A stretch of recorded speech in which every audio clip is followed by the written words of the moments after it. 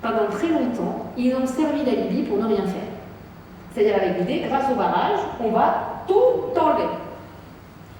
Les barrages aujourd'hui, c'est 70 cm d'eau, à peu près. Si on n'avait pas eu les barrages en janvier 2018, on passait le seuil des 6,50 m, qui était un seuil où là, on aurait vraiment de gros problèmes. Et pas simplement sur les territoires de grande couronne et sur le cœur de l'agglomération, parce que là, ça tombait vraiment en gel. Ces 50 cm, ils ont été essentiels. Les 70 cm que permettent de gagner les barrages sont extrêmement importants. Mais quand vous regardez les modélisations, les barrages, c'est 830 millions de mètres cubes, pour entre 3 et 6 milliards de mètres cubes d'eau qui passent. C'est essentiel, mais insuffisant. Et en fait, toute la difficulté, c'est d'expliquer à des gens qui parfois ne verront pas une seule goutte d'eau que les mesures qu'on prend qui sont coûteuses sont essentielles, mais totalement insuffisantes. Une crue de la Seine, dans le pire des cas, l'OCDE, rapport de 2014, on dit 30 milliards d'euros de dommages immédiats. Je ne sais pas si vous imaginez ce que c'est 30 milliards d'euros. C'est monstrueux. Enfin, une crue normale, c'est 1 milliard. 30 milliards d'euros, 3% de PIB, de PIB, de croissance en moins, c'est-à-dire un total de 100 milliards d'euros. Que les Français vont payer un moment, hein, parce que il faut bien roncer. Vous imaginez le coût, et je ne parle pas des coûts psychologiques, de tout ce qui va derrière, des entreprises qui vont fermer, etc. On a besoin de toutes les solutions.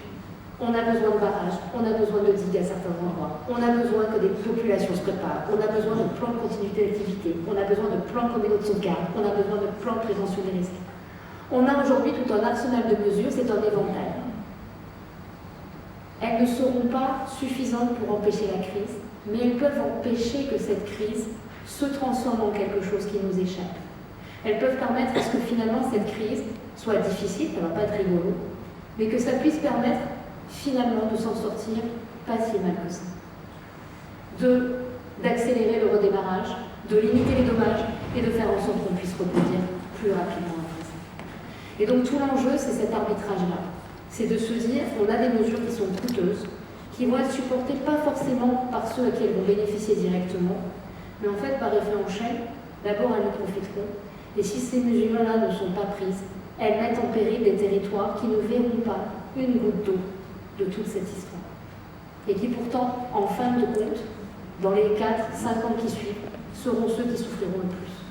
Quand on regarde les événements qui se sont passés sur certaines catastrophes, alors je sors complètement du champ des inondations, quand vous voyez les tours à Manhattan, vous savez, les attentats de Manhattan. Aujourd'hui, Manhattan est reconstruit. Et il y a encore des territoires qui payent ces attentats, parce que derrière, les conséquences en chaîne dans ces économies très connectées, dans ces territoires très interdépendants, font qu'encore aujourd'hui, vous avez des conséquences indirectes pour des populations qui n'étaient pas à Manhattan et qui n'y sont jamais allées. Cette crue-là, elle montre qu'on est tous solidaires sur les territoires. Elle montre qu'il n'y a pas une solution. On ne peut pas empêcher l'eau. En même temps, il est possible de réduire ces choses-là à condition que chacun joue son rôle. Sans responsabilisation morale, il ne s'agit pas de pointer du doigt, de dire il faut, il y a qu'à, vous devez, vous êtes des méchants si vous ne faites pas, c'est pas ça du tout.